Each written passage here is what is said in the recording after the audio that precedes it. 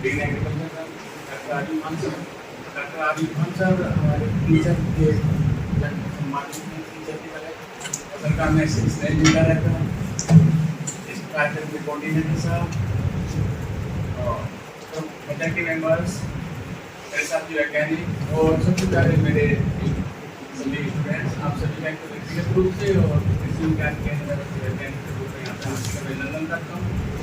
क्योंकि सीट की बात चल रही है तो देखिए, अगर हरित क्रांति का नाम जब एग्रीकल्चर की बात आती है तो हरित क्रांति का नाम आता ही है सबसे पहले। तो हरित क्रांति के मूल में जो चीज रही वो सीड रही। पहले अगर हम देखें, हमने तो वो नहीं देखी, हमसे जो पहले वाली पीढ़ी है उन्होंने जो देखी है, पहले अगर गेहूं की बात करें तो गेहूं बड़ा लंबाई ज्यादा होती थी, टिलरिंग उसमें बहुत ही कम होती थी, बाली में दानों की संख्या कम होती थी। ऐसे धान में तो उसमें क्या है, लोरिंग की प्रॉब्लम आती थी, ईद हमारी बहुत कम होती थी। तो वैज्ञानिकों ने वो जीन खोजे जिन्होंने जो है हमारे ड्वार्फ करने के लिए ड्वार्फ वेराइटीज खोजी, उसको जीन आइडेंटिफाई किए और वो उनको फसलों में डाले और हमारी उत्पादन बढ़ा। उत्पादन बढ़ने से हमारी जो हरित क्रांति है वो आई। और उसके मूल में जो है डॉक्टर आगरकर कौन है किसे कहते हैं हरित क्रांति के जनक? इंडिया पुराने बिल्डर थे, है ना। और उन्होंने जो है सीड में ही जो परिवर्तन किया, उसमें जो है जीन खोजे और उसमें डाले। और जो हाई यील्डिंग वैरायटी है जिसकी वो रूप से हमारे जो खाद्यान्न का हम निर्भर हुए वो सीड के कारण ही। अब वो सीड की परिभाषा तो आप जो है गूगल पर डाल दीजिए, निकल के आ जाएगी। मैं उसके विषय में थोड़ा सा और चीजें बताता हूँ। अगर हम मूल रूप से सीड की बात करें तो सीड की कितनी पीढ़ियां होती हैं, कितने तरीके के सीड होते हैं? ब्रीडर, फाउंडेशन, सपोर्ट है। हाँ, कौन से? Nucleus seed, breeder seed, foundation seed, certified. Nucleus, breeder, foundation, certified. Certified, ठीक है। और एक रजिस्टर्ड भी और ट्रूथफुल लेबल सीड भी होता है ना। तो सबसे पहले न्यूक्लियस की बात करते हैं। न्यूक्लियस सीड बनता कैसे है?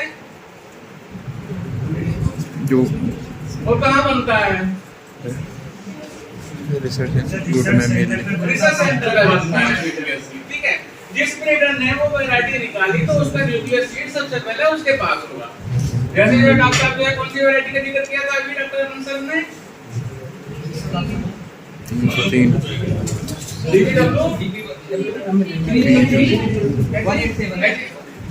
187 है ना। तो ये कहाँ की निकली हुई वैरायटी है? जो बीट का रिसर्च स्टेशन कहाँ पे है? रिसर्च सेंटर हमारे देश का पंजाब, करनाल में, ठीक है। तो जो वहाँ का जो ब्रीडर होगा इसका न्यूक्लियस सीड उसके पास होगा, ठीक है। न्यूक्लियस सीड के बाद जो अगली पीढ़ी में न्यूक्लियस सीड को हम बोने के बाद जो अगली पीढ़ी में आता है वो कौन सा बीज आता है हमारे पास? Breeder seed. Breeder seed. अब ब्रीडर सीड तैयार कैसे करते हैं न्यूक्लियस से?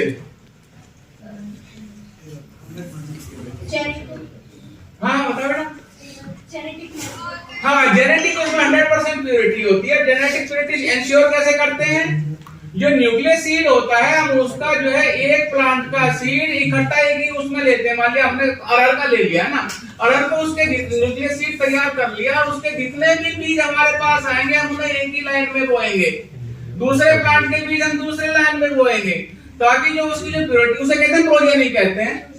तो उसमें जो भी हमारा निकल के आएगा जो उसकी प्योरिटी हम उसके 100% आइडेंटिफाई कर सकते हैं। अगर उसमें जरा सा भी वेरिएशन होगा तो हम पूरी की पूरी लाइन को रिजेक्ट कर देते हैं, ठीक है।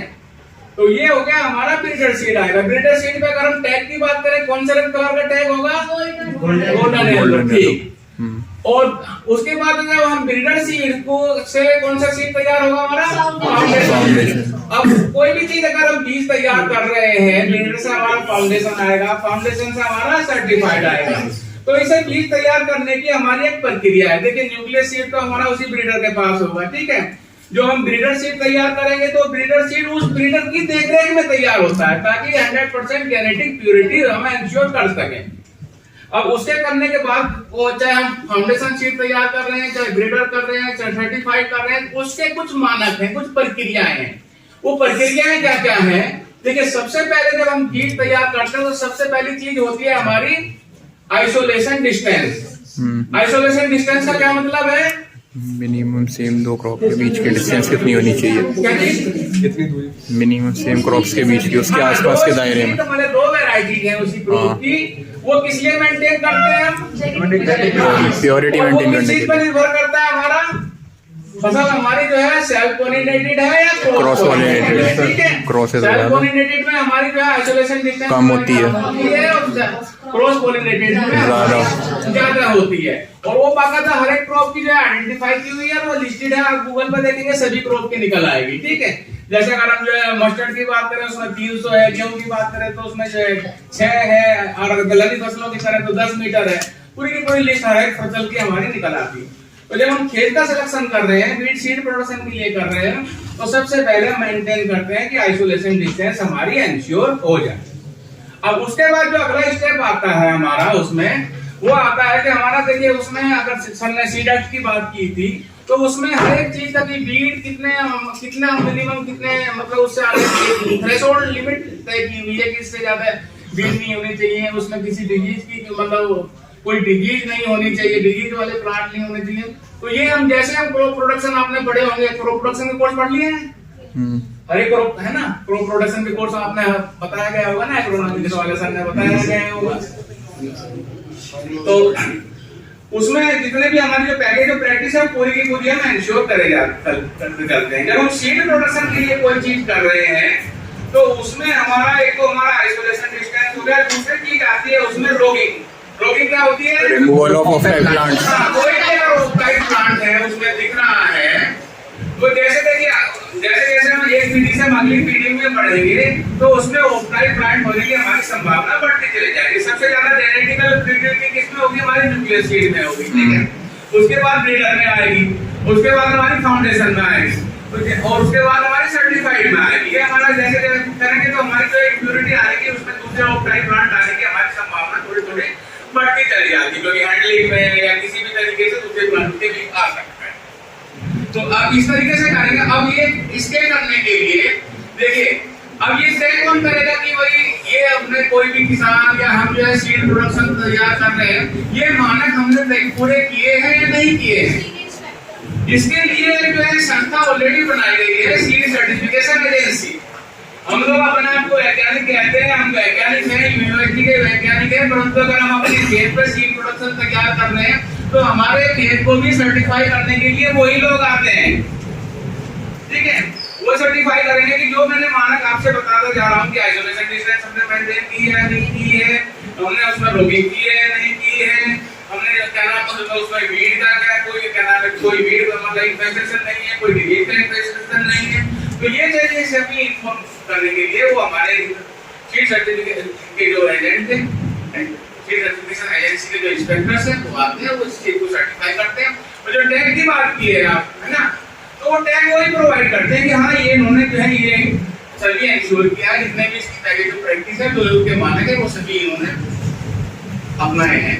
तो इस तरीके से जो करेंगे उसके बाद आपका हमारा जो है प्लांट पे चला जाता है सीड, है ना।